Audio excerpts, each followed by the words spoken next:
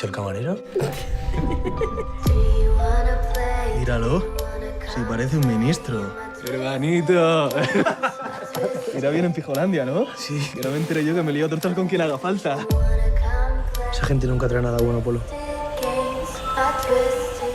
Vamos a primero repasar un poquito cómo habéis vivido vosotros el éxito de la primera temporada, ya no solo en España, que es una locura, sino casi también a nivel internacional, que se está notando ya muchísimo y lleva 15 días. Sí, pues como el Google Translator, o sea, todo el rato, a ver, estos italianos, y yo diciendo, Darío, ¿este qué idioma es? Es que este no sé qué idioma es, ¿cómo lo traduzco? Sí, como todas las críticas o todos los comentarios de la gente, muchos de ellos dicen que es adictiva y que tal, hemos aprendido a decir droga como en 15 idiomas, está muy bien. Y, joder, ¿cómo se vive? Pues yo qué sé, con mucha ilusión, un poco abrumados, no estamos acostumbrados a hacer cosas que la gente ve, pero a nivel mundial no lo estamos, y además es un poco raro porque tampoco tenemos números concretos, no sabemos nada, la impresión es que está realmente funcionando muy guay, pero no lo sabes y de repente ves la cantidad de gente que te contesta y piensas que sí, entonces no estamos acostumbrados a levantarnos a las 8 de la mañana a ver la audiencia y decir, bien o mal, y esto es como que está todo mucho más en el aire, pero al mismo tiempo se siente como muy grande. Seguro que sí, aparte, bueno, eso lo que estabas contando de Netflix tiene esa ventaja barra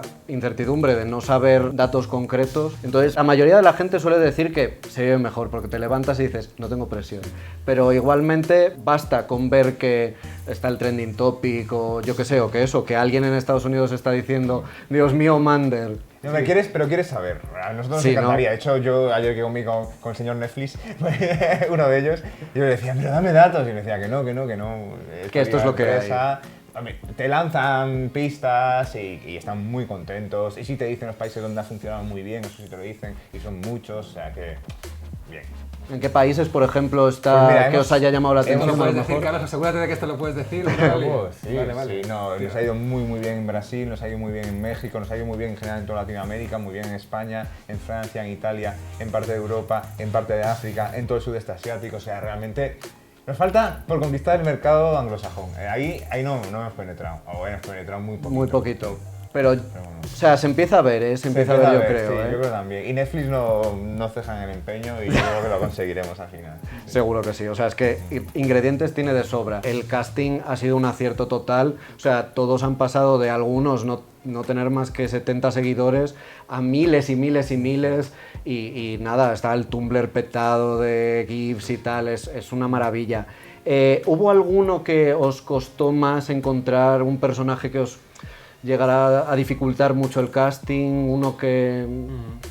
A ver, fueron todos bastante difíciles, la Sí. verdad, o sea, porque exigíamos mucho, queríamos a muy buenos actores y queríamos que fueran jóvenes, entonces es muy difícil que tengan experiencia, o sea que fuimos muy exigentes, muy ambiciosos y a veces si nos veíamos un poco como, ostras, pues habrá que ceder, pero no, seguimos y los encontramos. Siendo concreto, diría que, además Carlos Javier lo fue para mí porque era muy pesado con ese personaje, el personaje más difícil, de hecho el último en coger fue Cristian. Porque es muy complicado encontrar un actor que tenga mucha calle, mucha verdad, desparpajo, Esa energía. sí. ¿Sabes? Hay actores muy buenos, pero cuando tienen que poner esa energía a veces es un poco forzado. Sí. Y en cambio, o sea, yo creo que vimos la prueba de Miguel y a los 5 minutos era como, creo que estamos pensando, ¿sabes? Ya. Pero fue muy al final del proceso y ese personaje sí que costó. De hecho, los ensayos empezaron sin él porque no lo teníamos todavía. ¿Y hubo alguno que fue clic en cuanto lo visteis dijisteis? Sí, este es... Álvaro Polo, sí, lo vimos y dijimos, ya está. Bueno, sí, yo creo que lo recordamos más porque de hecho fue el primero. El primero. Ah, sí. El primero que pillamos. Sí. Pero hubo más también, yo creo que fueron como muy rápidos. Bueno, María también fue en María hizo una prueba, que era la escena en la que dice que tiene VIH en la fiesta, en el primer capítulo, y acabamos de ver la prueba y dijimos, adelante. Sí, porque son estas secuencias cuando las escribes, dices tú, ya verás, esto es un marrón, contar todo esto, a ver qué actor es capaz de estar, y de repente ves que alguien te lo hace y lo hace mucho mejor de lo que tú imaginabas, y dices tú, guau, es fantástico. Yo siempre digo que hay dos tipos de actores, y uno son los actores alquimistas, que le dan vida a cualquier cosa que escribas, ¿sabes? Y que te hacen bueno, aunque el texto no sea muy bueno. Entonces, claro, cuando tienes un par de actores así en una serie, te relajas muchísimo. Sí, porque ya vuela todo solo está, casi. Sí, bueno, ya está la mitad del camino ganado, claro. Sí. Álvaro, por ejemplo, y esto es spoiler, ¿cómo se lo tomó? Bueno, encantado de la vida. Muy bien, Feliz, vamos. Feliz, o sea, yo creo que todos estaban deseando ser ellos. Sí, en serio, qué guay. Bueno, no sé si sabéis que no se les dijo quién era el asesino hasta que llegó la hora de hacer la lectura de mesa italiana, de lectura de guión del último capítulo, y ahí lo descubrieron en vivo. De hecho, creo que hay un vídeo que grabó Netflix Sí, al respecto, Netflix, que sí. en algún momento lo sacarán. Uy, qué guay. Sí. Pero por lo que sabíamos, le había contado todo el rato y preguntaban a la gente, pero soy yo, y lo hacían un poco con la cosa de qué guay. Además, para él es muy guay la idea de, porque podías pensar, joder, soy el asesino, me pillan y me meto en la cárcel y a lo mejor desaparezco de la serie. Exactamente, Pero no es el caso, pero no. está ahí fuera. Entonces, es un material súper rico para él. Y tiene una segunda temporada intensa. Claro, intensa y sí. súper guay. Entonces, yo creo que estaban casi todos, por lo menos. Yo recuerdo que Omar nos decía, no, que me mandáis a la cárcel y yo no quiero. Pero el resto estaban como muy deseando... Ser sí, ellos, porque es un material muy guay, ¿sabes? En el fondo, ser de repente ese personaje. Y sí, yo recuerdo, de hecho, acabar esa lectura y él estaba como... ¡buah! No, la verdad es que aparte es un giraco porque es que a todos les cebáis toda la temporada Ajá. con Sí. causas bestiales y de pronto llega el pobre y hace ¡pum! Y ya está. Entonces, vamos, tuvo que ser un shock para todos. Sí, bueno, nosotros también pensamos que de alguna forma, o sea, lo que nos gustaba es que era una trama que no estaba en principio relacionada para nada con Marina, la trama sentimental de ellos tres, y que luego solo se relacionaba al final. Pero también creo, y también he leído a gente, hay gente que siempre le gusta decirlo de, me lo esperaba, y Ya. esto, no sé yo. Pero vale, es posible que fuera así. Pero preferíamos en el sentido de ser coherentes antes que... Sí, antes de ser ¿sabes? sorpresivos, Que sin fuera... Paqui, la extra del segundo episodio que había visto pasar por detrás. No, queríamos que fuera algo coherente, que tuviera sentido. De hecho, en el último capítulo yo creo que hay momentos como cuando Guzmán le dice a Apolo, haz algo por recuperarla, haz algo, tal, que yo creo que ahí ya puedes decir, aquí pasa Ya. algo. Pero preferíamos eso antes que la sorpresa muy grande, intentando siempre sorprender. Y después nosotros también hay una lectura que es difícil de hacer cuando ves la serie del tirón y así. En un día, rápidamente. sí. Pero también estamos contando una pequeña historia de bullying con Polo, ¿no? Es decir, Polo está sufriendo un bullying psicológico durante toda la serie.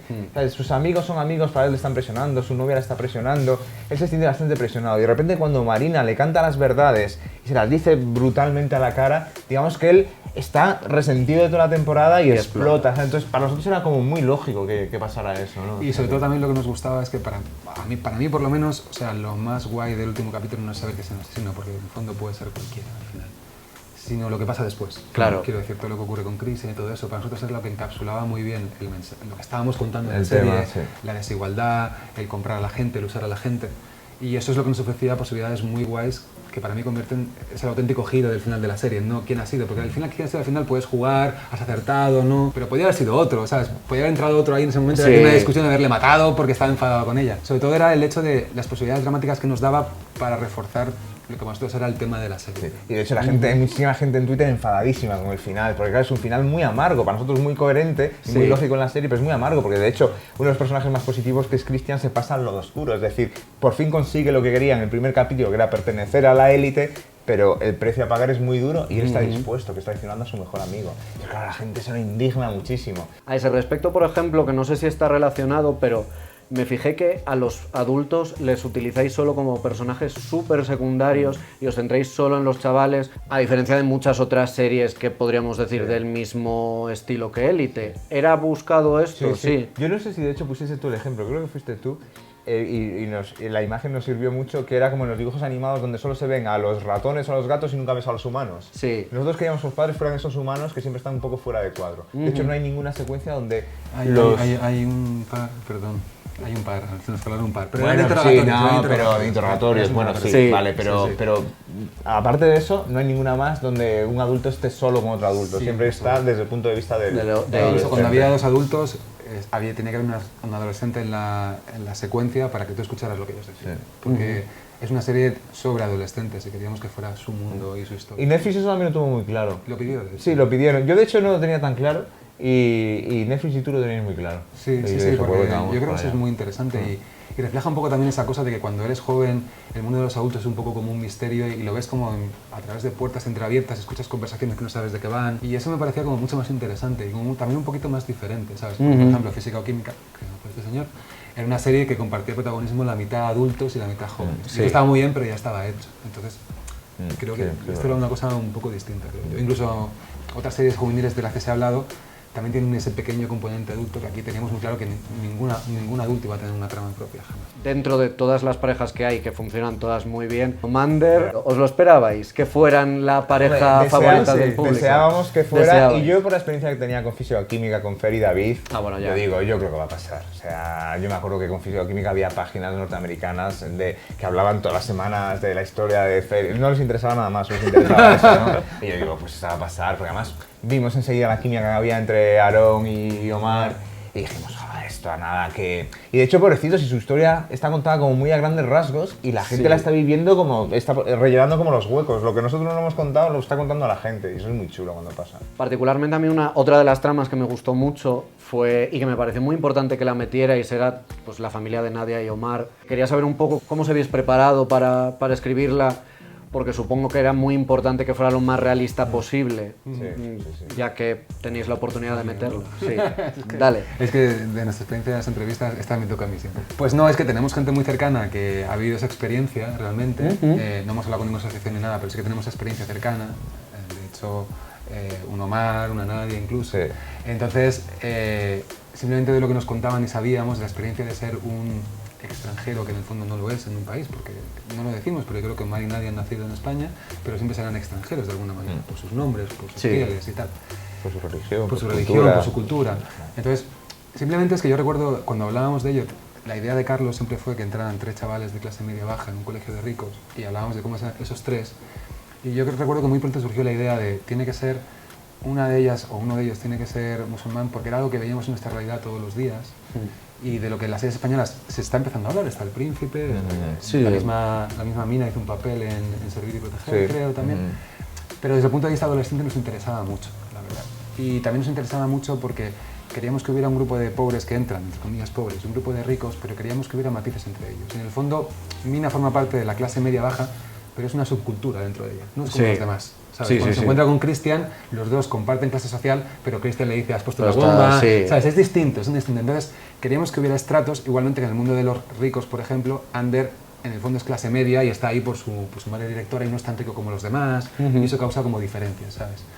Entonces, simplemente que es que era material temático súper interesante para contar y que teníamos, es lo que es, no nos sentamos y dijimos, vamos a hablar del Islam en España. Simplemente era como de, este personaje es muy interesante. Es muy interesante. Sí. No, y a mí me daba bastante miedo. El personaje fue idea de Darío y en principio me gustó mucho, pero me daba miedo. Pero después enseguida me gustó el reto de ponerme en su piel, ¿no? Digo yo, ostras, me apetece escribir a esa chica musulmana, a ese chico gay musulmán, porque sé que voy a aprender mucho mientras os estoy escribiendo. Y así ha sido, la verdad. Me he fijado que se repite mucho, que os elogian muchísimo el haber metido particularmente la trama del VIH y de haberla metido en el personaje de Marina y no en otro que podría resultar más típico para el tema.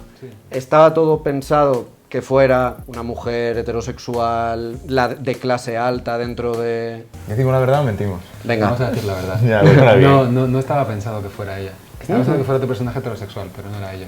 Y surgió, de hecho, de darle vueltas a cosas que veíamos que funcionaban, que no funcionaban, y de repente nos dimos cuenta de que ella era el mejor personaje para eso. Sí. Pero sí que había un poco, de vocación de, en toda forma, romper estereotipos, porque te digo, era un personaje heterosexual y era un poco distinto. Pero con Marina nos ofrecía además mucho más, porque el VIH es de las pocas, no la única enfermedad que yo puedo pensar ahora mismo que tiene un componente de clase, donde realmente se considera una enfermedad como de clase baja, de gente marginal.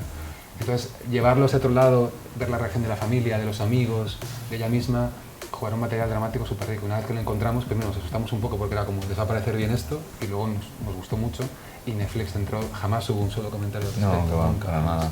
No, yo iba a decir que sí tuvimos dudas cuando pasamos del personaje que teníamos a Marina. Yo sobre todo tenía muchas dudas porque claro, como Marina es la persona que muere, o sea, yo decía, jo, es que pobrecita, o sea, le pones el VIH y se muere por otra cosa y tal. Y entonces yo ahí sí tuve dudas, pero después nos daba tantas ventajas, como dice Darío, que dijimos, va.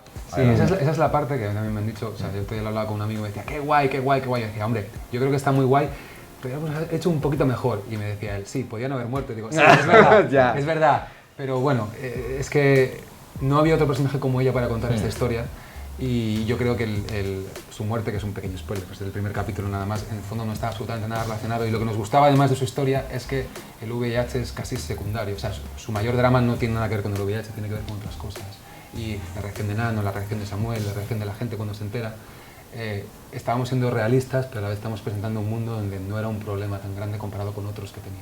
Y eso para nosotros era como muy valioso. Valor, sí. Hablando del asesinato otra vez, ¿cómo es que decidisteis que se supiera ya desde el principio? Al principio cuando planteamos la serie, el asesinato ocurría antes de que los chavales llegaran. Y luego, durante el proceso de desarrollo, pues, que eso también había una nota de prensa donde se decía, los chavales entran al colegio por un terremoto. O sea, hubo muchos cambios en ese proceso de desarrollo, que es lo normal. Y un momento que llegamos a la conclusión de que contaríamos la historia, eso, en flash forwards, y que los personajes no vivirían ese asesinato hasta el final. Y en ese momento, entonces, teníamos que elegir cuándo decíamos que era la víctima o no, cuando sabía quién era la víctima. Y Netflix, en principio, no quería que se supiera al principio, porque le parecía, precisamente, que se parecía a 13 razones. Nosotros defendíamos que no, porque uno es un suicidio, otro es un asesinato, nos parecía que no tenía nada que ver. Parecía necesario, quiero decir, si queríamos contar, lo que más nos gustaba de esta estructura es que era una tragedia.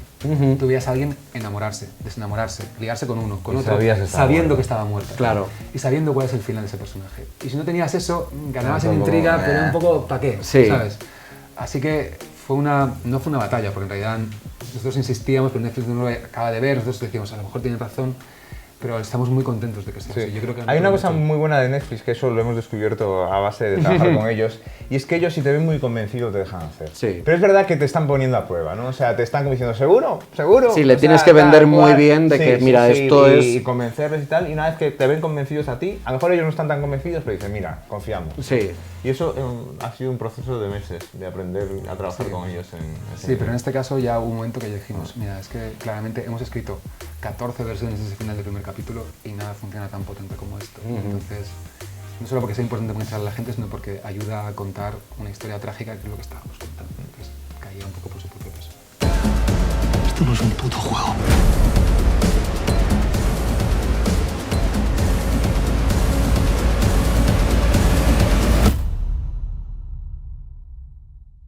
¿Tienes alguna pregunta más?